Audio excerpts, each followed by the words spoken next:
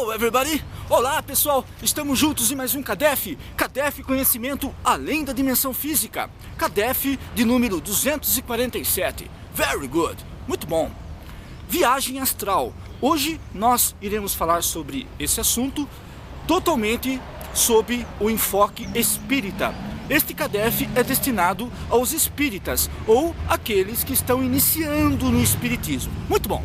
Então, nós espíritas, como que nós entendemos esta questão da viagem astral? Como que devemos entender isso? O que é viagem astral para nós espíritas? O gênio Allan Kardec, o nosso querido mestre Allan Kardec, se preocupou com esse assunto. Kardec se preocupou com quase todos os assuntos, não é verdade? Muito bem, Kardec se preocupou com esse assunto e ele chamou esse assunto, viagem astral, de desdobramento. Olha que gênio, ele chamou de desdobramento. Por que desdobramento? Porque é a parte perispiritual que deixa o corpo através do sono, um sono natural. O nosso sono tem duas características, meus irmãos. Tem o sono natural ou o sono provocado, que é o hipnotismo. Você pode provocar o sono em alguém e essa pessoa sair do corpo, que é o desdobramento. Por isso que Allan Kardec chamou de desdobramento. É a faculdade que o espírito tem em sair do corpo. Muitas vezes, por exemplo, em coma. Quando a pessoa entra em coma, claro que ela está desdobrada. Ela está no plano espiritual desdobrada. Agora, ela está lúcida e depende do grau da consciência dela. Ela pode estar lúcida, fazendo coisas no plano espiritual, ou pode estar do lado do corpo, acreditando que está realmente em coma, fica dormindo. Isso depende muito da evolução do espírito, ok? Então, Allan Kardec, meus irmãos, chamou essa questão de viagem astral de desdobramento. Isso está no capítulo 8, no segundo livro do Livro dos Espíritos, questões 400 e seguintes. Então, se você for ver lá, questão 400 e seguintes, você vai desde o sono e vai fazer uma análise a respeito do que Kardec chamou de desdobramento, que para nós é a viagem astral. Ok, então vamos lá. Como é que acontece isso? Primeiro, todos nós temos essa capacidade. Alguns não lembram de nada, absolutamente nada. Outros lembram mais ou menos e outros lembram muito bem. Então existem três situações. Aqueles que não lembram de nada, que dormem e não sonham, não lembram de nada. E tem aqueles que têm o famoso sonho lúcido. Tem uns que chamam isso de sonho lúcido, lucid dream.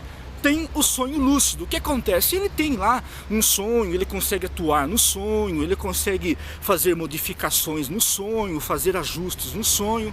É um passo interessante. E tem aqueles que lembram de muita coisa.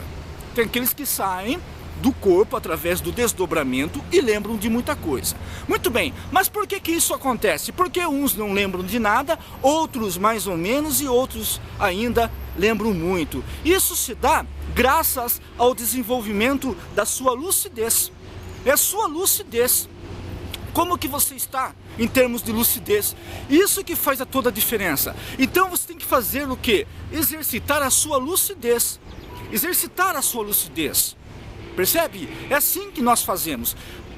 Além do que, quando você dorme, que o seu perispírito sai do corpo, quando o nosso perispírito sai do corpo através do processo do sono, o que acontece? Ele leva para o plano espiritual todas as suas preocupações. Então, quando você está, por exemplo, nós estamos vivendo, está com um problema na sua empresa, na sua faculdade, na sua escola, problemas com seu pai, problemas no seu namoro, problemas no casamento, não interessa o que seja. Quando você está cercado por problemas, você é meio que tragado por esses problemas. E quando você sai do corpo do desdobramento, quando você tem a viagem astral, que você sai do corpo, você leva para o plano espiritual toda esta preocupação. Então o que acontece? Você fica meio que, digamos, nublado por estas preocupações. Como você está nublado por estas preocupações, a sua consciência, ela gira em um circuito fechado. Aí você não consegue registrar eventos que se dão lá fora. Lá fora, que nós dizemos no plano espiritual, é claro. Você não consegue perceber os eventos que se dão lá fora. Por quê? Porque a sua lucidez está como que, digamos, nublada pelas preocupações do dia a dia. E quando não isso não se dá pela preocupação, se dá na verdade, por falta de observação interior. Então, muitas vezes a pessoa não tenho problemas, eu estou tranquilo, mesmo assim eu não tenho. Então, o que está acontecendo? Falta do quê? De análise interior. Além do que, nós temos que nos aproximar dos bons espíritos, porque os espíritos estão à nossa parte. Espíritos bons, espíritos ruins. Então, quando você não se aproxima dos bons espíritos, através das boas atitudes, da reforma íntima, você fica vinculado a espíritos ignorantes. Como você se vincula a espíritos ignorantes, eles acabam exaurindo a sua força, que é a vampirização, que é a obsessão. Que Allan Kardec tratou esse assunto no segundo livro da obra a obra basilar da doutrina espírita, o segundo livro, que é o livro dos médiuns, publicado em 1861, quando Kardec fala no capítulo 23 da obsessão, que ele estuda a obsessão simples, a subjugação e etc. Então o que acontece? Como você não faz a reforma íntima, você se vincula a espíritos ignorantes, e quando você sai do corpo, eles perseguem você. Aí você não lembra, ou se lembra, tem pesadelo, tem sonhos ruins, tem maus pressentimentos, volta no corpo no dia seguinte ao quebrado, não tem forças para nada. Então isso tem que ser levado em consideração. Primeiro, trabalhe a sua lucidez. Como que você faz isso? Estando atento. No dia a dia, converse com você, faça autossugestões. Eu vou sair do corpo lúcido, eu quero estar lúcido, perfeitamente lúcido. Eu vou tocar nas vestes do meu mentor, eu vou tocar nas vestes do meu mentor, eu vou passear com o meu mentor antes de dormir. E técnica? Tem técnica necessária? Claro que não. Técnica ajuda, mas não significa absolutamente nada. Tanto é que tem pessoas que seguem técnicas aí e não conseguem absolutamente nada. Mesmo porque Allan Kardec, o nosso gênio mestre Allan Kardec, já falava que basta o quê? A mente. Não existe técnica. Assim como não existe ritual, não existe cores, não existe velas, pedras. Percebem? Para nós espíritas nada disso existe, apenas a vontade, a força da vontade, apenas o pensamento. Você determina pelo pensamento, assim como para nós espíritas Grabovoi, números para se curar, pedras, talismãs, receitas, nada disso funciona. Não aqui, se você desejar, você muda a sua mente, a sua vida pela sua mente. Não tem nada externo vai ajudar. Contribui, é claro, pode trazer uma contribuição, mas o crucial é o seu coração, a sua mente. Então, técnica pode ajudar, mas não se prenda nisso. O que você tem que fazer então? Tem que se aproximar dos seus mentores através da oração, através da meditação, das boas obras, não é verdade? Ler livros com bons conteúdos, porque lembra que nós falamos? Quando você sai, é o decalque. Sabe o decalque? Não tem lá quando você vai fazer vistoria, o cara não coloca um papel lá e passa um lápis por cima do papel e não sai a numeração do lápis? Você já fez isso em moeda quando você era criança? Eu fiz muitas vezes. Você pega a moeda e coloca um papel fino. Não tem aquele papel fino? Pega o lápis e decalca. A característica da moeda está decalcada no papel. Mesma coisa somos nós. Quando nós dormimos, o perispírito, como alguns chamam de corpo astral, o perispírito, nosso perispírito, ele sai.